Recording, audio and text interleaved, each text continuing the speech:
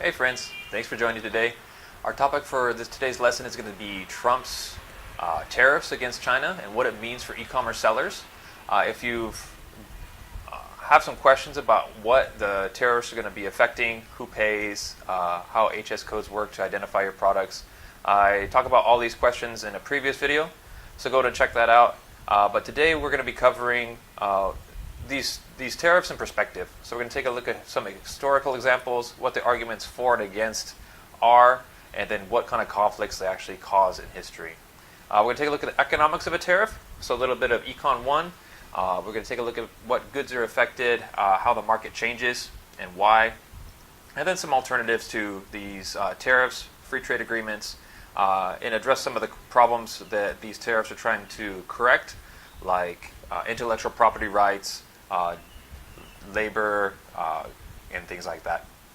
And then we're going to get into some future predictions and opportunities for you guys in e-commerce. So, welcome. Let me go to introduce myself if we haven't met before. My name is Donovan. I'm an e-commerce supply chain consultant. I specialize in bringing e-commerce sellers from working in their home, growing, to actually running their own warehouse or properly running a 3PL. So welcome to My House to Warehouse Training Academy. Don't miss the next lesson. We have weekly lessons coming out. Go and take a look at the My House to Warehouse Training Academy Facebook group. The link is down in the description. Our trainings are every week from Thursday, 10 a.m. in Singapore, and you can watch in the US on Wednesday nights. So let's go and dive in. I want to take a look at this quote with you guys. Drop down in the comments and give me an idea of when you think this was said. Let me go and read this out. We already see indications of the commencement of a commercial warfare, the termination of which cannot be conjectured, though our fate may easily be. The last remnants of our great and once flourishing agriculture must be annihilated in the conflict. So what's your guess? What year was this quote given? So I'll tell you, it's actually in 1828. This is a pre-American Civil War quote. Part of the Southern Carolina exposition against the tariffs that the North were wanting to levy against manufacturing coming from Europe. The opposite of this, in pro of the tariffs, was actually from a representative, Henry Clay, and he says, "We have enjoyed nearly 20 years of peace, but who can tell when the storm of war shall again break forth? What if prices were higher in peace, were more than compensated by the lower prices of war?" So this is the general argument that you often hear even today. Same arguments that were during the Civil War, that the consumer is going to be hit by higher prices, but the benefits of that is protecting manufacturing domestically, making sure that if any conflicts break out, that the supply of necessary goods is still available within the country and still able to manufacture. So this whole trade war started out with steel as a strategic importance. It's gone into other goods and spread out into ideas such as intellectual property rights and these type of things. So it really revolves around national security, the protection of intellectual property rights, these type of issues. So the same issues are really kind of cropping up, just more modern instances of it. So let's go and take a look at some of the recent quotes during this conflict, relating to when the storm of war should again break forth. So there's still, again, the same type of rhetoric.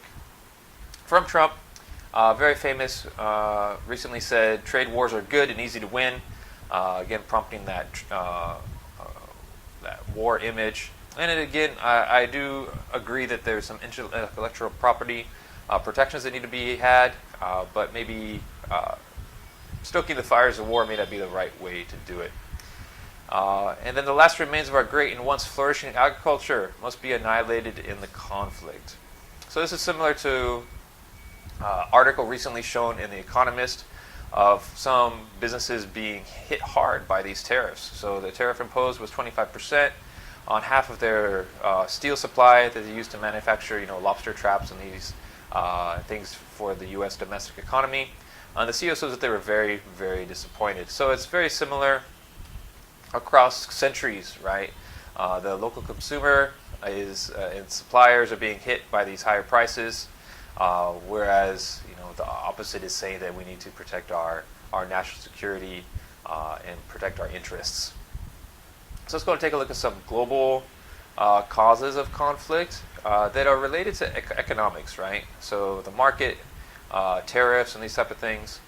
You can take a look at some of these more in depth. I just want to briefly summarize. Opium wars were actually between the British and China. The British wanted a lot of the goods that were in China when they first came over, things like porcelain, silk, tea, but not much of the British economy produced goods that the Chinese wanted. So actually, British started pushing in opium to kind of balance the trade. The Chinese wanted to refuse those drugs coming into their country, ended up stoking a conflict called the Opium Wars. So directly related to trade in that aspect. If you remember the Iraq invasion of Kuwait, Iraq wanted to take control of the oil reserves in Kuwait, started a big conflict related in that region. Also, China aggression in the South China Sea. There's some conflict over ownership of these islands between Philippines, Taiwan, Japan, and China. China trying to assert a larger geographic area, mostly related to wanting to secure oil reserves. And then directly related to tariffs. American Revolution, they had the stamp duties from the British. That was a tariff on the U.S. economy, and that was the primary sparking point for the American Revolution. Something similar for the American Civil War. We saw earlier the quotes from pre-Civil War government representatives for tariffs, against tariffs.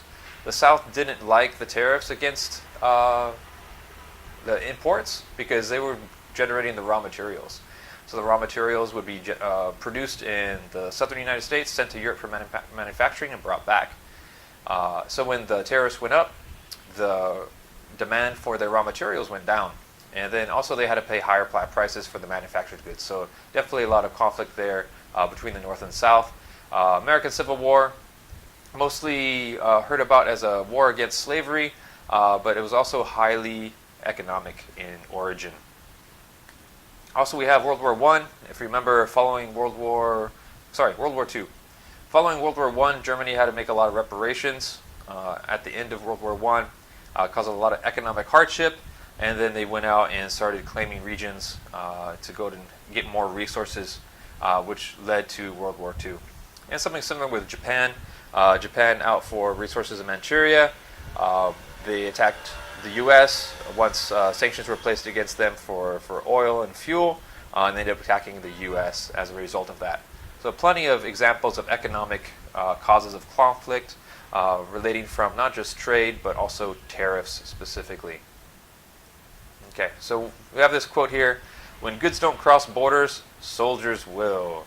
So let's go and take a minute. We're going to ask the economic reasons why this happens, what causes these conflicts, by doing a little bit of Econ 1. So I picked up this image from Wikipedia. So you can take a look at the Wikipedia on tariffs and see this image. And if you want to take a look a little bit more, you could read that article. I'm just going to go briefly through to give you guys an understanding of the economic reasons why people get angry and why and how industries are protected when tariffs are put in place. Let's go ahead and dive in. Consumers buy more at a lower price. So you can see here, got price P. It's quite low, and as a result of that, you're going to have over here quantity being purchased by consumers. Price is low, they want to buy more, they get a good deal, so it makes sense to buy more. So some are willing to pay more at any price, so as people drop out, as the price rises, it sums together to make this whole demand for the entire domestic demand, this red line. Now, suppliers are a bit different. They like to produce more at a higher price. They get more money. So if the price is quite high, they'll produce it, the quantity quite large. And the idea being that at a higher price, they're able to use older equipment that's less efficient, pay their workers overtime, so that's a higher expense to produce more, or maybe hire some temporary labor, unskilled labor that's maybe not as efficient as their current workforce. That would be the reason why their quantities would increase. As price increases, they can put more product into the market because as they produce more, generally their production costs get more expensive. So all the manufacturers in the global economy are summed up here. in the blue line. So what happens with a tariff? When there's a tariff, the price will change. So globally, there's a price that's accessible to all countries, including this domestic market we're showing here, global price. Now, when a tariff is increased, it's applied, it'll increase the price of goods above the world price. So that's going to cause some distortion in the market. In the short term, the suppliers are going to try and absorb this change because they want to have continued purchases from their customers. They want to maintain those relationships. But eventually, in the long term, prices are going to have to increase. They can't continue to have low margins. They're going to get in trouble. So eventually, those prices are going to settle with that tariff included in the price to the consumer. So the consumers are going to be paying for this tariff. With that higher price, the suppliers are going to want to make more. So they have incentive to go from a lower quantity at the lower price to a higher quantity at the higher price with the tariff, because the consumer is going to pay them that included tariff. So what's going to happen with that? We hear the argument that the tariff is going to protect our suppliers. Domestic demand, domestic manufacturing is going to be protected, and that's true. So what's going to happen? These suppliers here in this area, right here, that weren't producing before at the global price, it was lower. They weren't making money. They dropped out of the market. With the tariff in place domestically, they're able to start production and make money and survive. But there's actually a bit of a problem with that in the long term. It's a lack of competition, right? So if the tariff is ever removed, they're not going to be able to compete with the global price. So the arrow here is maybe a domestic producer that was, producing before the tariff. They were making money because they were able to have costs below the global price, so it has some margins already. But as the tariff stays in place, maybe they get a little bit lazy. Their production costs get more. The managers don't push the workers as much. Their equipment gets out of date, so their production costs, they rise up into this area, and they get comfortable. And so that's a bit counterintuitive to the idea of protecting domestic manufacturing. Basically, it's just making people lazy and inefficient. So that's what you want to avoid when you have tariffs in place with the goal of protecting manufacturing. You want to make sure that your suppliers can continue to produce lower than the global price. And there's some alternatives you can do to encourage that, or maybe encourage your domestic suppliers to improve technology or transition to a different product. Okay, so what happens with the consumer? We'll talk about the consumer side next. Originally, they were experiencing this global price quite low, and when the price rises, their quantity consumed is going to drop from a larger quantity to a smaller quantity because they can no longer afford it. That makes sense? Why is this a bad thing when the price increases and demand falls? All the customers that are in this area, they're going to be quite angry. They can't afford it. They wanted the product, now they can't. And that's actually going to cause a lot of manipulation by parties that want to place blame on someone outside, the enemy, right? So this is something similar that happened with the American Civil War. The prices increased. The Southerners saw the Northerners as hurting their livelihood. They became the enemy. Same thing in Germany, right? They had sanctions placed against them. They had reparations they had to make. So it hurt their economy. Those consumers were angry. So they pushed out against their enemy, the outside countries, right? Same thing with Japan. Japan was looking for resources. They were hurting. As a result of their search for resources, invaded Manchuria. The U.S. put a stop to their supply of oil to Japan. That hurt the consumers, hurt the government, right? They wanted to fight back against it. They were angry. So just be aware that these are reasons that can cause anger, cause disagreements, cause actual hot wars. So to avoid that, the new trend is actually to start these free trade agreements. So a little bit history of free trade. NAFTA was one of the first major ones that the U.S. signed between Canada, Mexico, and the U.S. After that, the next round of free trade agreements signed was with the U.S. and Singapore. Along with them, some other countries were negotiated around the same time. It came into effect around the same time, 2004. Chile and someone else, Australia, if I remember correctly.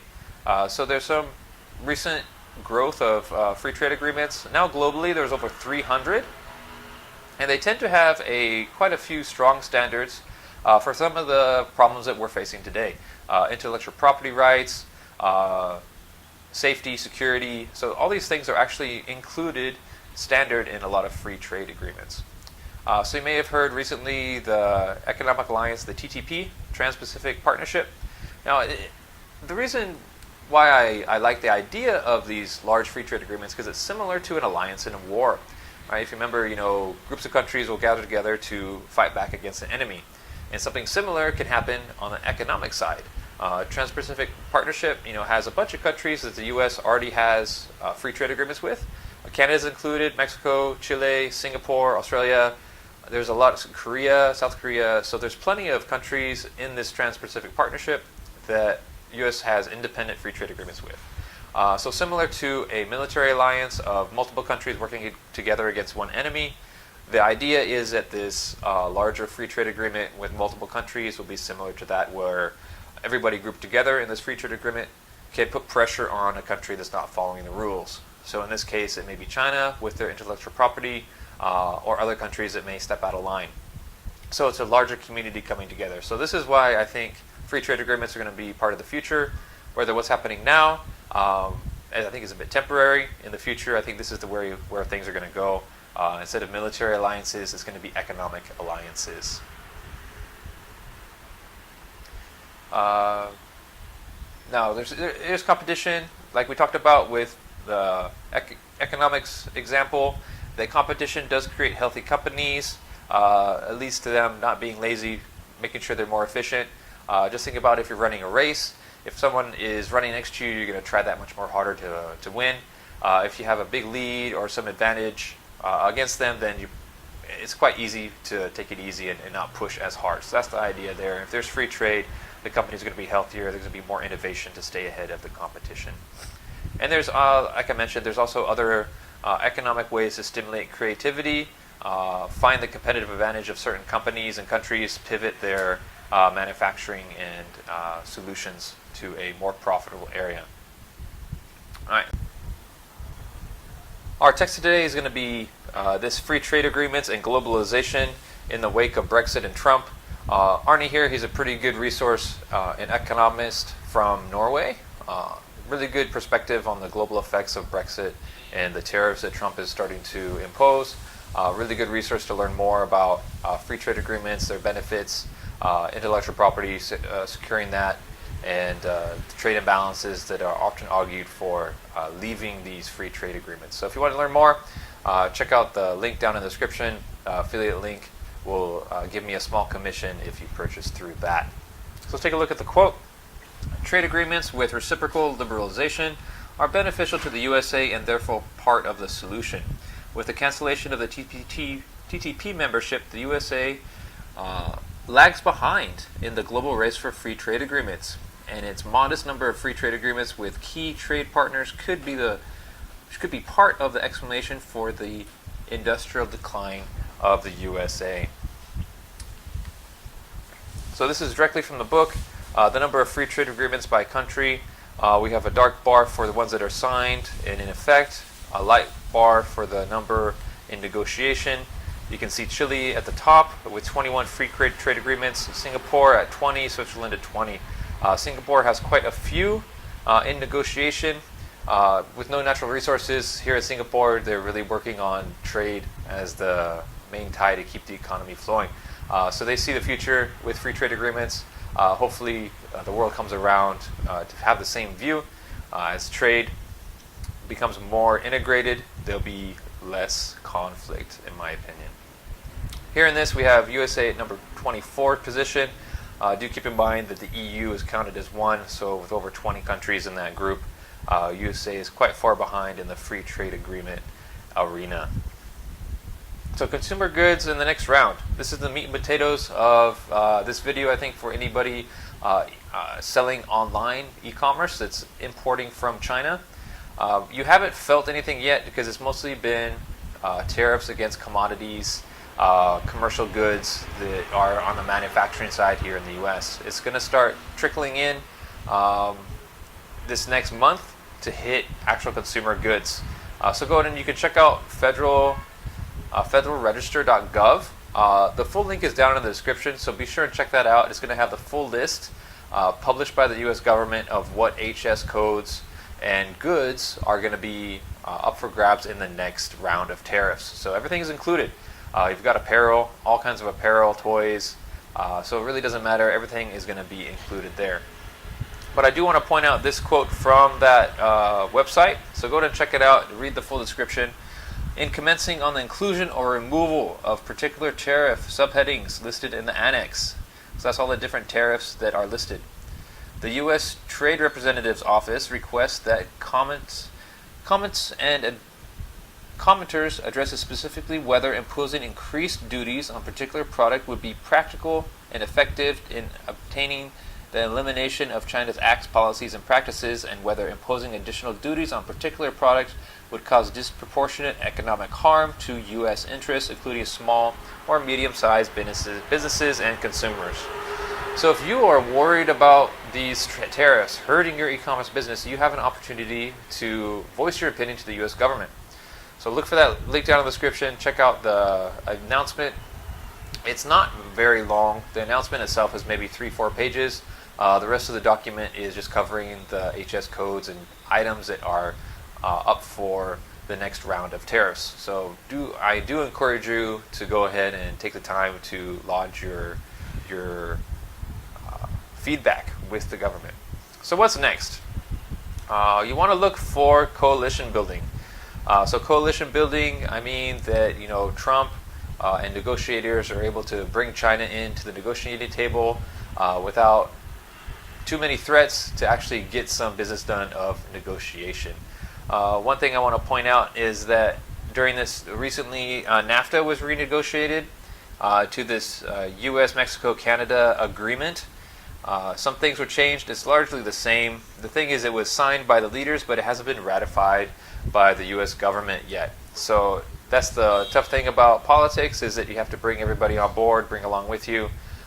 It's quite difficult if you do things on your own. So coalition building, if he's able to get the new NAFTA on board, this U.S., Mexico, Canada agreement, we have a good opportunity for China to also come on board. So look for that in the next month. If anything happens there, that would be a good sign. Also, June 17th is going to be a major event. We talked about the request for feedback by the U.S. government. June 17th is going to be the actual hearing of all those comments, and there's going to be approval given for the enactment of that at the President's order. Now, June 28th to 29th is the new G20 summit. Is happening in Japan.